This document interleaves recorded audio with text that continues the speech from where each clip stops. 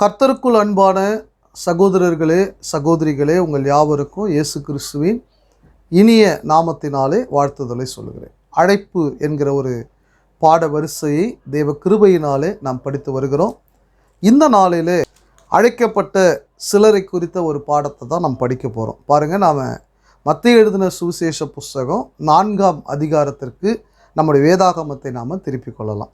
18, 19, 20 ஆகிய வசனங்களை இன்றைக்கு நாம் படிக்க போகிறோம்.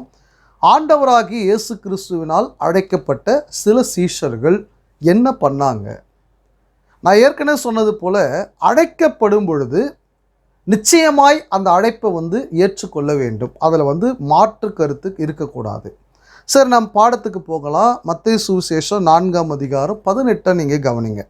இயேசு கலிலேயா கடல் ஓரமாய் நடந்து போகையில் மீன் பிடிக்கிறவர்களாய் இருந்த 2 சகோதரராகிய பேதுரு என்னப்பட்ட சீமோனும் அவன் சகோதரன் அந்திரேயாவும் கடலில் வலை போட்டு கொண்டிருக்கிற போது அவர்களை கண்டு, என் பின்னே வாருங்கள், உங்களை மனுஷரை பிடிக்கிறவர்களாக்குவேன் என்றார். பாருங்க, ஆண்டவராக இயேசு கிறிஸ்து கலிலேயா கடலோரமாய் அவர் நடந்து சென்ற பொழுது மீன் பிடித்து கொண்டிருந்த 2 பேர், யார் யார்? பேதுருவும் அந்திரேயாவும் என்ன பண்ணிட்டு இருந்தாங்க? அவங்க கடலில் வலை போட்டு கொண்டிருந்தார்கள். அவங்கள என்னன்னு கூப்பிட்றாருனா, என் பின்னே வாருங்கள், உங்களை மனுஷர்களை பிடிக்கிறவர்கள் ஆக்குவேன். சரி, இதுதான் முதல் முறை ஆண்டவராக இயேசு கிறிஸ்துவானவர் இந்த அந்திரேயாவையும் பேதுருவையும் அவர் பார்க்கிறாரா அப்படின்னா கிடையாது. பாருங்கள், நம்ம யோவான் சுவிசேஷம் 1ஆம் அதிகாரத்தை நாம் திருப்பிக் கொள்வோமானா ஏற்கனவே அவங்கள அவர் பார்த்துருக்கிறார். விசேஷமாக பாருங்கள், யோவான் சுவிசேஷம் 1ஆம் அதிகாரத்திற்கு உங்கள் வேதாகமத்தை நீங்கள் திருப்பிக் கொள்வீர்களானா அங்கே யோவான் ஸ்நானன் அவர் இயேசு கிறிஸ்துவை குறித்து சாட்சி கொடுக்கிறார். இதோ உலகத்தின் பாவத்தை சுமந்து தீர்க்கிற தேவாட்டுக்குட்டி அப்படின்னு சொல்லும் பொழுது யோவான் 1ஆம் அதிகாரம் 35வது வசனம் பாருங்கள். மறுநாளிலே யோவானும் அவனுடைய சீஷரில் 2 பேரும் நிற்கும்போது, யோவானுடைய 2 சீஷர்கள் அங்கே இருக்கிறாங்க. யார் அந்த 2 சீஷர்கள்? நாம் படிக்கலாம். யோவான் ஸ்நானனுடைய சீஷர்கள் இவர்கள். இயேசு நடந்து போகிறதை அவன் கண்டு, இதோ தேவ ஆட்டுக்குட்டி என்றான். அவன் அப்படி சொன்னதை அவ்விரண்டு சீஷரும் கேட்டு இயேசுவுக்கு பின் சென்றார்கள். நல்லா புரிஞ்சுக்க, இயேசு கிறிஸ்துவின் பின்பாக அவங்க சென்றார்கள். இயேசு திரும்பி அவர்கள் பின் செல்லுகிறதை கண்டு, என்ன தேடுகிறீர்கள் என்றார். அதற்கு அவர்கள், ரபி, நீர் எங்கே தங்கியிருக்கிறீர் என்று கேட்டார்கள். ரபி என்பதற்கு போதகரே என்று அர்த்தமாம். அவர் வந்து பாருங்கள் என்றார். அவர்கள் அவர் தங்கியிருந்த இடத்தை கண்டு அன்றைய தினம் அவரிடத்தில் தங்கினார்கள். அப்பொழுது ஏறக்குறைய 10 மணி வேளையாய் இருந்தது. யோவான் சொன்னதை கேட்டு அவருக்கு பின் சென்ற 2 பேரில் ஒருவன் சீமோன் பேதுருவின் சகோதரனாகிய அந்திரேயா என்பவன். இப்போ பாருங்க, அந்திரேயா என்று சொல்லக்கூடியவர் அவர் யோவான் ஸ்நானனுடைய சீஷர்களில் ஒருவராக அவர் இருந்தார். அப்போ இந்த இடத்துல அந்த அந்திரேயா தான் யோவான் சொன்னதை கேட்ட உடனே ஆண்டவராக இயேசு கிறிஸ்துவானவருக்கு பின்னாடி போனார். இவரும் அப்போஸ்தலனாகி யோவான். அதை நீங்கள் பிற்பகுதியில் நீங்கள் அதை படிக்கலாம். இப்போ நம்ம அந்திரேயாவை பற்றி மட்டும்தான் படிக்க போகிறோம். அப்படி தான் இவர் பின்பற்றி போனார். இந்த அந்திரேயா என்ன பண்ணார்னா 41வது வசனத்தில், அவன் முதலாவது தன் சகோதரனாகிய சீமோனை கண்டு, சீமோன்னா வேற யாரும் இல்லை, பேதுரு தான், அவருடைய சகோதரன், மேசியாவை கண்டோம் என்று சொன்னான். மேசியா என்பதற்கு கிறிஸ்து என்று அர்த்தமாம். பின்பு அவனை இயேசுவினிடத்தில் கூட்டி கொண்டு வந்தான். அந்திரேயா தான் பேதுருவை, தன் சகோதரனாகிய பேதுருவை ஆண்டவராகிய இயேசு கிறிஸ்துவினிடத்தில் அங்கே கொண்டு வருகிறார். இயேசு அவனை பார்த்து, நீ யோனாவின் மகனாகிய சீமோன், உன் பேர் சைமன், இங்கிலீஷில் சைமன், சரிங்களா? நீ யோனாவின் மகனாகிய சீமோன், நீ கேபா எனப்படுவாய் என்றார். கேபா என்பதற்கு பேதுரு என்று அர்த்தமாம். பாருங்கள், இதுதான் முதல்ல ஆண்டவராகிய இயேசு கிறிஸ்துவானவர் அங்கே அந்திரேயாவையும் பேதுருவையும் அவர் பார்க்கிறார். ஆனால் அதன் பிறகு அவர்கள் மீன் பிடித்து கொண்டிருக்கிறார். நிச்சயமாக சில நேரங்களில் நாம் பூமியில் வேலை செய்வது நல்லது. பூமிக்குரிய வேலை என்பது தவறானது அல்ல, அது கெட்டது அல்ல. பேதுரு அந்திரேயாவை பொறுத்த வரைக்கும் நல்ல கவனிங்க, ஆண்டவராக இயேசு கிறிஸ்துவானவர் தான் 3½ ஆண்டு காலம்தான் உலகத்தில் அவர் வாழ போகிறாரு. அந்த 3½ ஆண்டு காலமும் அவர்கள் தம்முடைய ஊழியத்திற்கென்று பயன்படுத்தப்பட வேண்டும் என்பதற்காக தான் இந்த அழைப்பை விடுவிக்கிறார். ஏன்னா இந்த அழைப்பை நிறைய பேர் தப்பாக புரிஞ்சுக்கிறாங்க. தப்பாக புரிஞ்சுட்டு என்ன நினைக்கிறாங்கன்னா, ஊழியக்காரர்கள்னால் வேலையை ரிசைன் பண்ணிடணும், அழைக்கப்பட்டவர்கள் வேலையே செய்யக்கூடாது, அது 2 எஜமானுக்கு ஊழியம் செய்வது போல அப்படின்ற ஒரு தவறான போதகத்தை இன்றைக்கி சொல்கிறாங்க. பாருங்கள், புதிய ஏற்பாட்டில் வெவ்வேறு வசனங்களை நீங்கள் வாசித்து பார்ப்பீர்களானா, உதாரணமாக அப்போஸ்தலர் நடபடிகள் புஸ்தகம் 18ஆம் அதிகாரத்துக்கு உங்கள் வேதாகமத்தை நீங்கள் திருப்பிக் கொள்வீர்களானா, அந்த 18ஆம் அதிகாரம் 3வது வசனத்தில் பாருங்கள், அவர்கள் கூடாரம் பண்ணுகிற தொழிலாளிகளாய் இருந்தார்கள். யார்? ஆக்கில்லா பிரிஸ்கில்லாள் என்ற கணவன் மனைவி இல்லைங்களா? அவங்க எவ்வளோ விசுவாசம் உள்ளவர்களாக வாழ்ந்தவங்க, அவங்க அந்த தொழிலாளிகளாக இருந்தார்கள். தானும் அந்த தொழில் செய்கிறவனாய் இருந்தபடியினாலே, யார்? பவுல். பவுல் ஒரு கூடாரம் பண்ணுகிற வேலையை அவர் செய்தாராம். இருக்கிறபடினாலே அவர்களிடத்தில் தங்கி வேலை செய்து கொண்டு வந்தான். அண்டர்லைன் பண்ணிக்கங்க. இப்போ பவுல் வேலை செஞ்சாரா இல்லையா? அப்போது ஊழியம் செய்யணும்னா வேலையை விட்டுடணும், ரிசைன் பண்ணிடணும், அப்போ தான் முழுமையாக அந்த அழைப்புக்குள்ளே வந்துட்டோம் அப்படி அர்த்தம். இந்த இடத்துல பேதுருவோ அந்திரேயாவோ அல்லது யாக்கோபோ யோவானோ மத்தேயுவோ அவர்கள் 12 அப்போஸ்தலர்கள் முழுமையாக அவர் வாழக்கூடிய அந்த 3½ ஆண்டு காலம் அந்த சத்தியத்தை அவர்கள் கற்றுக்கொண்டு அவர்கள் அநேகருக்கு சொல்லணுன்றதுக்காக தான் இந்த அழைப்பை அவர் விடுவிக்கிறார். ஏன்னா அப்போஸ்தலர்களுக்குரிய ஒரு தகுதிகளில் ஒன்று என்ன, அவர்கள் இயேசு கிறிஸ்துவோடையே இருந்திருக்கணுங்க. ஆனால் சபை ஸ்தாபிக்கப்பட்ட பிற்பாடு வேலை செய்யக்கூடாது, வேலையே பார்ப்பது தவறு, அழைக்கப்பட்டவர்கள் வேலை செய்வார்களானால் அவங்க அசட்டை பண்ணக்கூடியவங்க, அப்படி ஒரு உபதேசம் வேதத்தில் இல்லை.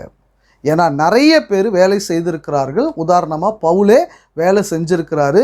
இன்னும் தெசலோனிக்கர் புஸ்தகத்தில் அவர் சொல்லும் பொழுது, ஒருவன் வேலை செய்ய மனதில்லாதிருந்தால் சாப்பிடாதென்றார். ஆகவே ஒருவேளை நமக்கு வருமான குறைவாக இருக்குமானா நிச்சயமாக தாராளமாக வேலை செய்யலாம், தப்பு இல்லை. ஆனால் பாருங்கள், இந்த இடத்துல நீங்கள் கவனிக்க வேண்டியது வேலையை விட்டுடலாமா வேணாமான்றது இல்லை. பேதுருவினுடைய பாடத்தை அந்திரேயாவினுடைய பாடத்தை எப்படி கவனிக்கிறாங்கன்னா, அந்த அழைப்பை ஆண்டவர் கூப்பிட்டாரு, வேலையை விட்டுட்டு போயிட்டாங்க. வேலையை விட்டுட்டு போனாங்கன்றதோட முக்கியமான ஒரு விஷயம் என்னென்னா, அவங்க கிறிஸ்துவுக்கு தன்னை முழுமையாய் அர்ப்பணித்து சென்றார்கள். பாருங்கள், நான் மறுபடியும் அந்த வசன பகுதியை உங்களுக்கு நான் படித்து காட்டுறேன். என் பின்னே வாருங்கள் என்றார். Follow me. என் பின்னே வாருங்கள், உங்களை மனுஷரை பிடிக்கிறவர்களாக்குவேன், அநேக மனுஷர்களுக்கு சத்தியத்தை போதிக்கக்கூடியவர்களாக்குவேன், நீங்கள் என் பின்னாடி வாங்க. 20வது வசனம், உடனே அவர்கள் வலைகளை விட்டு அவருக்கு பின் சென்றார்கள். பாருங்கள், இந்த இடத்துல முக்கியமாக கவனிக்க வேண்டிய ஒரு வார்த்தை, அவர்கள் வேலையை ரிசைன் பண்ணிட்டு அல்லது வேலைகளை விட்டுட்டு போயிட்டாங்க. நான் ஏற்கனவே சொன்னது போல் வேலையை விட்டுட்டு தான் போகணும். அதை காட்டிலும் மிக முக்கியமான ஒன்று இருக்குது. என்னன்னா, இயேசு கிறிஸ்துவின் வார்த்தைக்காக அவர்கள் எதையும் இழக்க தயாராக இருந்தார்கள், வேலை மட்டும் இல்லை.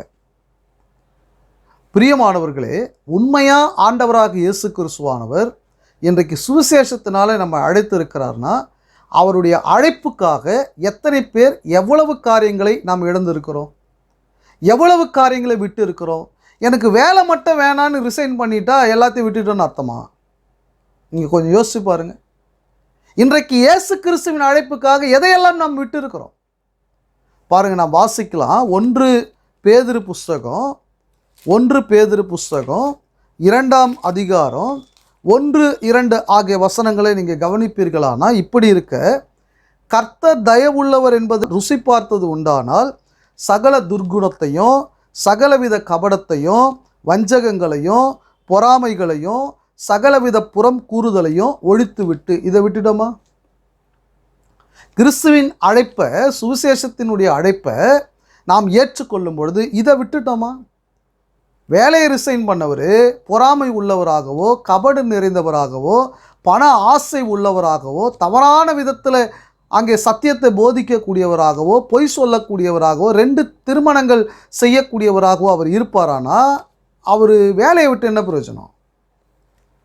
இந்த இடத்துல நீங்கள் அதிகமாக ஆழமாக கவனிக்க வேண்டிய வார்த்தை அதுதான். உண்மையாகவே அது பெரிய விஷயம். ஏன்னா அவங்க வலைகளை விட்டு சென்றார்கள். முழுசாக அவர் பின்னாடி போயிட்டாங்க. எல்லாவற்றையும் விட்டு போனார்கள்.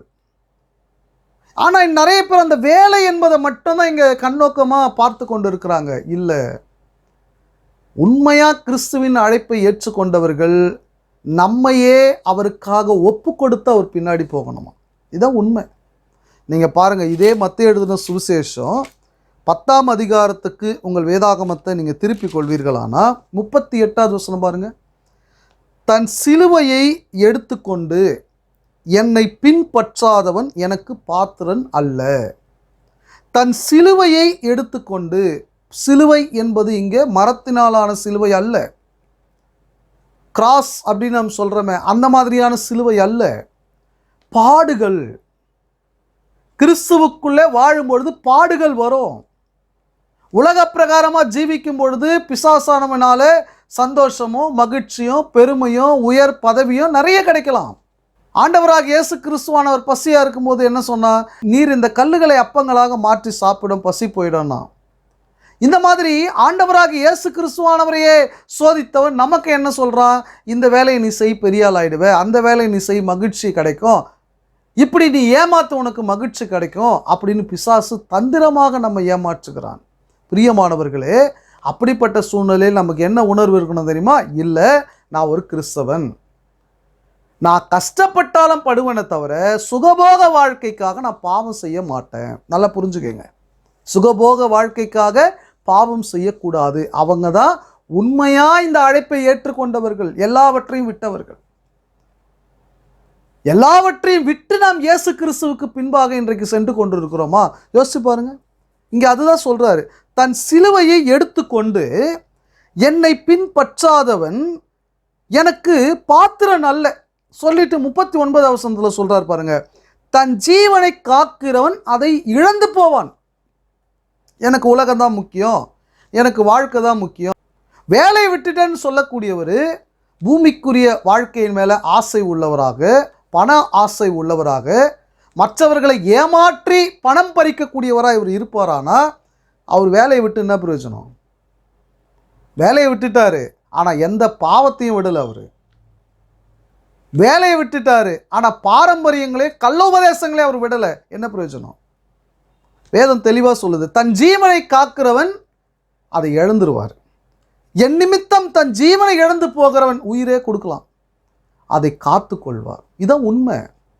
பாருங்க, அப்போஸ்தலனாகிய பவுல் கலாத்தியர் நிருபத்தில் 2ஆம் அதிகாரத்தில் சொல்லும் பொழுது உண்மையான பின்பற்றுதல்னா என்ன அப்படின்றத சொல்கிறாங்க. கலாத்தியர் புஸ்தகம் 2ஆம் அதிகாரம் 20வது வசனத்தை கவனித்து பாருங்க.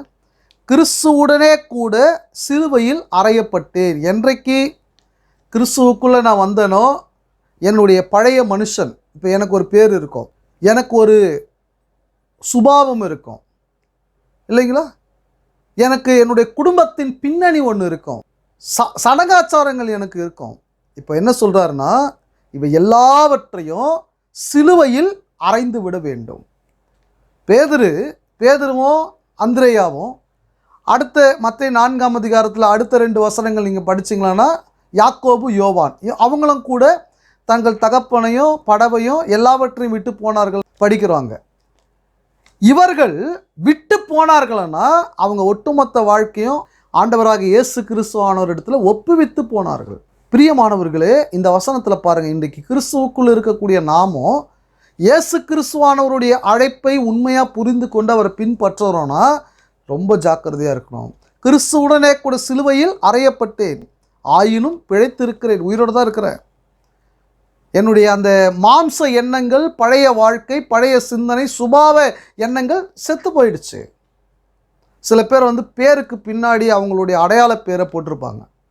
ஆனால் கிறிஸ்துவுக்குள் வந்துட்ட பிறகு அவருடைய அடையாளமே கிறிஸ்துவினுடைய வாழ்க்கை முறை தான். அதுதான் அடையாளம். இயேசு கிறிஸ்து எப்படி நடந்தாரோ அப்படி நடப்பது தான் அவருடைய அடையாளம். இங்கே என்ன சொல்கிறார் பாருங்க தொடர்ந்து, இனி நான் அல்ல, கிறிஸ்துவே எனக்குள் பிழைத்திருக்கிறார். நான் இப்பொழுது மாம்சத்தில் பிழைத்திருக்கிறதோ என்னில் அன்பு கூர்ந்து எனக்காக தம்மை தாமே ஒப்பு கொடுத்த தேவனுடைய குமாரனை பற்றும் விசுவாசத்தினாலே பிழைத்திருக்கிறேன். அன்பானவர்களே, அப்போ நாம் யாருக்காக பிழைத்திருக்க வேண்டும்? இயேசு கிறிஸ்துவுக்காக. எனக்குள் யார் பிழைத்திருக்க வேண்டும்? இயேசு கிறிஸ்துவானவர். அப்போ நான் என்ன செய்யணும்? சகலத்தையும் தேவனுக்காக, ஆண்டவராக இயேசு கிறிஸ்துவானவருக்காக ஒழித்து விட்டவர்களாய், சகலத்தையும் தள்ளிவிட்டவர்களாய் நாம் நம்மை அவருக்கு ஒப்பு கொடுக்கணும். இதுதான் உண்மையாக அந்த அழைப்புக்கு பின்பற்றுதல்னு அர்த்தம். எல்லாவற்றையும் விட்டு அவங்க பின்னாடி போனாங்களே, எல்லாவற்றையும் விட்டு பின்னாடி போனாங்க. அதுதான் அந்த உண்மையாக எல்லாவற்றையும் விடுதல். நான் இந்த மாம்ச எண்ணங்கள், பாவங்கள், சடங்காச்சாரங்கள், பாரம்பரியங்கள் இதெல்லாம் நான் விட மாட்டேன், வேணா வேலையை விட்டுறேன், நீங்கள் யாராவது பார்த்து ஏதாவது உதவி கொடுங்க அப்படின்னு சொல்கிறது அல்ல. பிரியமானவர்களே, அப்போ நமக்கு என்ன சிந்தனை இருக்கிறது கிறிஸ்துவுக்குள்ள? பேதுருவும் அந்திரேயாவும் இயேசு கிறிஸ்துவின் அழைப்பை ஏற்றுக்கொண்டு அவர்கள் படவையும் வலைகளையும் விட்டு சென்றது போல, இன்றைக்கு நாம் நம்முடைய பாவங்களை, அக்கிரமங்களை, அநீதியான வாழ்க்கையை விட்டு செல்லணும். ஒருவேளை நாம் செய்யக்கூடிய ஒரு வேலை அது பாவம் நிறைந்த வேலையாக இருக்குதுன்னு வச்சுக்கோங்களேன், தேவனுடைய சட்டத்துக்கு விரோதமான வேலையாக இருக்குதுன்னு வச்சுக்கோங்களேன், அப்போ தாராளமாக விடலாம். ஆனால் அது ஒரு நியாயமான வேலையாக இருக்குமானா, நம்முடைய குடும்பத்தை கவனிக்க வேண்டிய அவசியத்தில் அந்த வேலை இருக்குமானா கண்டிப்பாக நம்ம வேலை செய்யணும்.